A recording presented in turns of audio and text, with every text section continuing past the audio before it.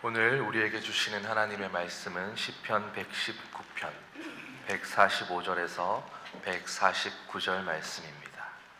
구약성경 895면 시편 119편 145절에서 149절 말씀 한 절씩 교독하겠습니다. 여호와여, 내가 전심으로 부르짖었사오니 내게 응답하소서. 내가 주의 교훈들을 지키리이다. 내가 주의 부르짖었사오니 나를 구원하소서. 내가 주의 증거를 지키리이다. 내가 날이 밝기 전에 부르짖으며 주의 말씀을 바랐사오며 주의 말씀을 조용히 들으려고 내가 새벽녘에 눈을 떴나이다. 함께 읽겠습니다. 주의 인자하심을 따라 내 소리를 들으소서. 여호와여, 주의 규례들을 따라 나를 살리소서. 아멘. 우리는 지난 주일 왜 성경을 소리내어 읽어야 하는지에 대한 말씀을 받았습니다. 독서는 원래 소리내어 읽는 것입니다. 책을 소리내어 읽을 때 뇌가 활성화되는 부분이 훨씬 넓어집니다. 소리를 내어 말을 할 때 창의력도 향상이 됩니다. 그래서 낭독과 암송이 창의력의 산실이라. 낭독은 온몸으로 하는 독서이며 낭독을 반복적으로 할 때에 유창성 향상이 이루어진다 하였습니다. 그런데 이 중요한 사실의 근거는 하나님께 있습니다. 성삼위 하나님은 말씀하시는 하나님. 성경에 가라사대 이르시되, 히브리어로 아마르, 이 아마르는 소리내어 말씀하시는 겁니다. 하나님이 이르시되 빛이 있으라 하시니 빛이 있었고, 하나님께서 천지 만물을 창조하실 때 사람은 가장 마지막에 창조하셨습니다. 즉 하나님께서 빛이 있으라 말씀하실 때 듣는 사람이 없습니다. 그런데도 아마르, 음성으로 말씀하셨습니다. 하나님이 이르시되 아마르, 물 가운데 궁창이 있어 물과 물로 나뉘라. 그대로 되었습니다. 예레미야 10장 13절에서 더 구체적으로 표현을 하였습니다. 여호와께서 목소리를 내신즉 하늘에 많은 물이 생겼더라. 하나님께서 모세를 부르실 때도 음성으로 부르셨습니다. 모세야, 모세야. 사무엘을 부르실 때도 음성으로 부르셨습니다. 사무엘아, 사무엘아. 부활하신 예수께서 박해자 사울에게 찾아오셨는데 음성으로 찾아오셨습니다. 히브리 말로 이르되 사울아, 사울아, 내가 어찌하여 나를 박해하느냐. 예수님과 우리와의 관계도 음성으로 연결되어 있습니다. 선한 목자이신 예수께서 자기 양을 다 내놓은 후에 앞서가면 양들이 그의 음성을 아는 거로 따라오되 타인의 음성은 알지 못하는 거로 타인을 따르지 아니하고 도리어 도망하느니라. 내 양은 내 음성을 들으며 나는 그들을 알며 그들은 나를 따르느니라. 양의 음성을 아는 목자, 목자의 음성을 아는 양. 요한계시록 3장 20절 볼지어다. 내가 문 밖에 서서 두드리노니 누구든지 내 음성을 듣고 문을 열면, 노크도 하지만 중요한 것은 주님의 음성입니다. 누구든지 내 음성을 듣고 문을 열면 내가 그에게로 들어가 그와 더불어 먹고 그는 나와 더불어 먹으리라. 그러므로 사람이 주님께 나가는 가장 효과적인 방법도 음성입니다. 내가 내 음성으로 하나님께 부르짖으리니, 내 음성으로 하나님께 부르짖으면 내게 귀를 기울이시리로다. 내가 나의 목소리로 여호와께 부르짖으니 그의 성산에서 응답하시는도다. 여호와께서 내 음성과 내 간구를 들으심으로 내가 그를 사랑하는도다. 그래서 기록된 말씀 성경도 내 목소리로 소리를 내어서 읽어야 합니다. 여호수아가 기록된 말씀을 회중들 앞에서 낭독했듯이 에스라가 수문 앞 광장에서 성경을 낭독했듯이 우리들도 성경을 소리 내어 읽어야 합니다. 그리고 혼자 성경을 읽더라도 당연히 소리를 내어 읽어야 합니다. 복 있는 사람은 오직 여호와의 율법을 즐거워하여 그의 율법을 주야로 하가 읊조리는 사람이라. 찬송가 책이 있어도 소리를 내어 불러야 찬송입니다. 성경책도 소리를 내어 읽어야 내 몸이 말씀을 듣습니다. 이렇게 목소리로 찾아오시는 하나님, 그러므로 사람이 하나님께 나가는 것도 자기 목소리로 나아가야 합니다. 준수했던 사람 사울이 왕이 되었으나 실패한 왕으로 전락한 것은 하나님의 말씀을 말씀으로 인정하지 않았기 때문입니다. 사무엘이 사울에게 왕이 여호와의 말씀을 버렸으므로 여호와께서도 왕을 버려 왕이 되지 못하게 하셨나이다. 반면 다윗이 성군이 된 것은 전적으로 하나님 말씀 때문입니다. 하나님의 말씀을 말씀으로 온전히 믿었을 뿐 아니라 어떤 형편처지 가운데서도 말씀을 읊조린 사람 다윗. 시편 63편은 다윗이 사울왕에게 쫓길 때 유대 광야에서 지은 시입니다. 내가 간절히 주를 찾되 물이 없어 마르고 황폐한 땅에서 내 영혼이 주를 갈망하며 내 육체가 주를 앙모하나이다. 정말 고통스럽고 그 심령이 메마를수록 그의 영혼이 주를 갈망하며 그의 육체가 주를 앙모하고 있습니다. 그런데 놀라운 사실은 영적으로 곤고하고 육적으로 피곤한데도 불구하고 나의 입이 기쁜 입술로 주를 찬송하되 내가 나의 침상에서 주를 기억하며 새벽에 주의 말씀을 작은 소리로 읊조릴 때에 하오리니 주는 나의 도움이 되셨습니다.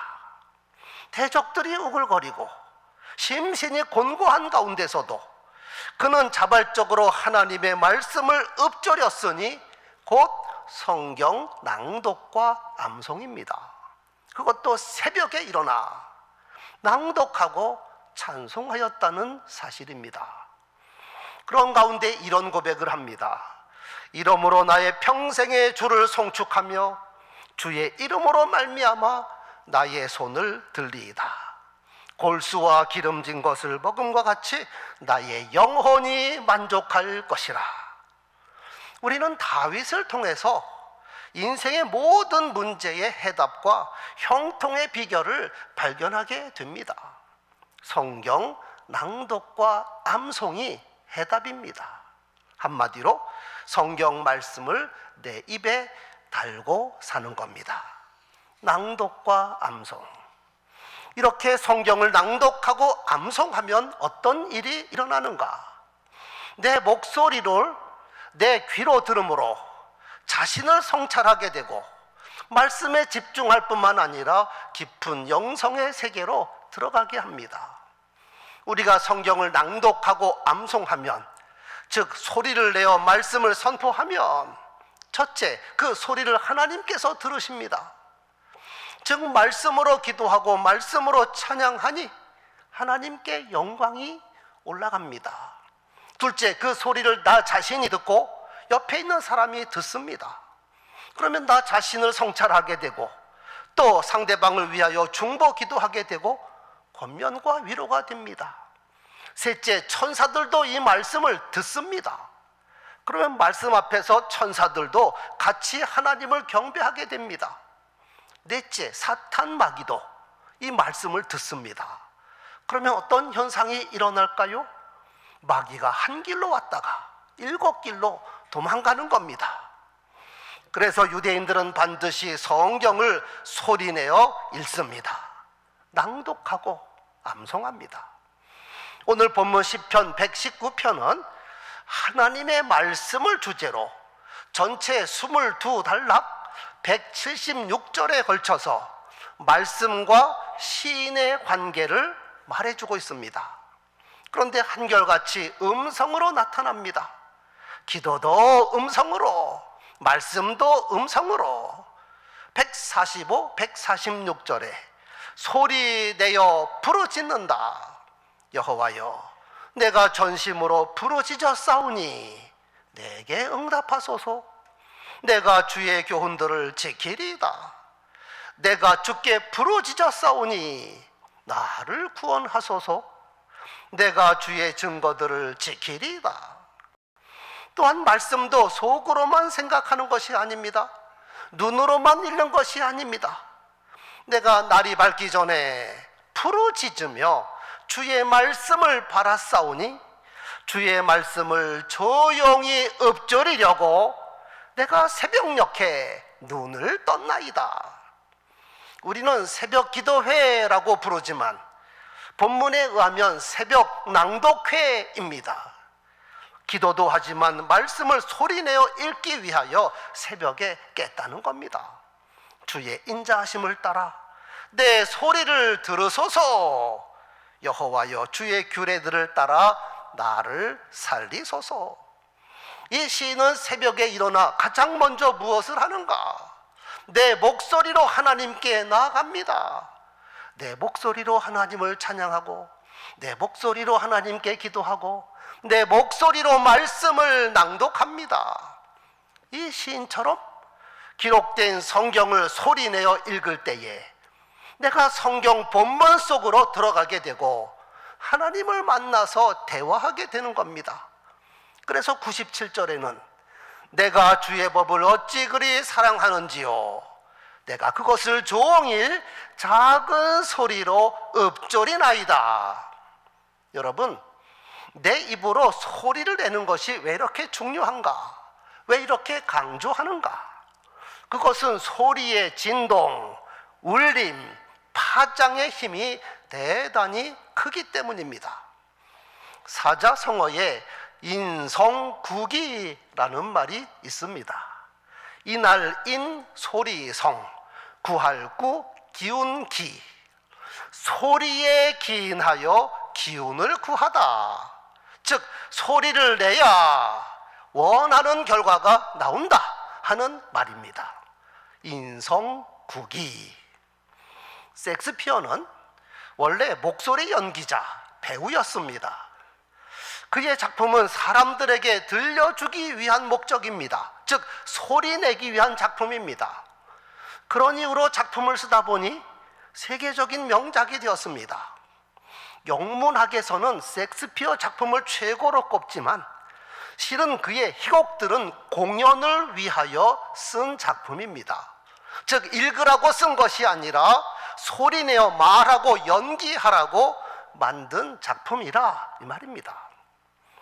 중국의 문호 요네라는 사람이 있습니다. 그가 중요한 말을 했습니다. 소리가 의미에 선행하며 소리를 내어 책을 읽으면 어느새 그 뜻이 자기 안에 맺힌다 하고 말입니다. 격언 중에 한 인간을 아는데 그 사람의 목소리만큼 확실한 것이 없다 하는 말이 있습니다. 프랑스 작가 보엘은 이렇게 말했습니다. 목소리는 그 사람의 제2의 얼굴이다. 한편 소리의 과학에 대하여 간단히 말씀드리면 이 소리는 공기나 물이나 또는 다른 매질을 통하여 진동으로 발생하는 겁니다. 소리. 당연히 소리는 에너지를 갖고 있습니다. 제가 오래전 TV에서 봤는데 우리나라 남자 가수가 실험을 하였습니다. 유리컵을 앞에 두고 일정한 소리를 지속적으로 냈더니 유리컵이 깨지는 겁니다. 이는 소리의 공명 효과에 의한 겁니다. 또한 소리는 일상생활에서 무수히 많은 정보들을 제공합니다. 소리. 대화, 음악, 자연의 소리 등등 다양한 소리를 통하여 우리는 환경을 인지하고 감정을 느끼게 됩니다. 그런 가운데 감정과 생각이 들어간 소리를 들으면 심금을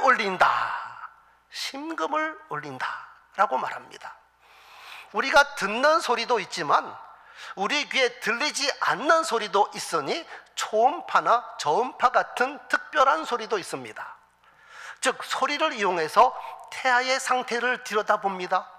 심장이나 혈관 속을 들여다보기도 합니다. 초음파. 그리고 저음파는 지진이나 화산 폭발 같은 자연현상을 감지하기도 합니다. 또한 소리의 파동을 이용하여 건축물의 안정성을 테스트하거나 재료의 내구성을 측정하기도 합니다. 그 외에도 소리의 중요성은 이루다 말할 수 없습니다. 우리 속담에 곡식은 주인의 발자국 소리를 듣고 자란다 하는 말이 있습니다. 주인의 얼굴을 보고 자란다가 아닙니다. 주인의 발자국 소리를 듣고 자란다. 식물도 소리를 듣습니다. 물이나 효소도 소리를 듣는다는 것이 과학적으로 증명이 되었습니다. 태교 중에 가장 중요한 태교는 태아에게 소리를 들려주는 겁니다. 그것도 임신한 엄마가 직접 들려주는 겁니다. 창조주 하나님께서는 태아가 수정된 지 며칠 만에 수정체 크기가 불과 1mm도 안 될 때 초보적인 귀를 만들어 주십니다. 초보적인 귀, 내이라고 부릅니다. 그리고 수정이 된 지 4개월 반 만에 달팽이관을 완전한 크기로 성장시켜 줍니다.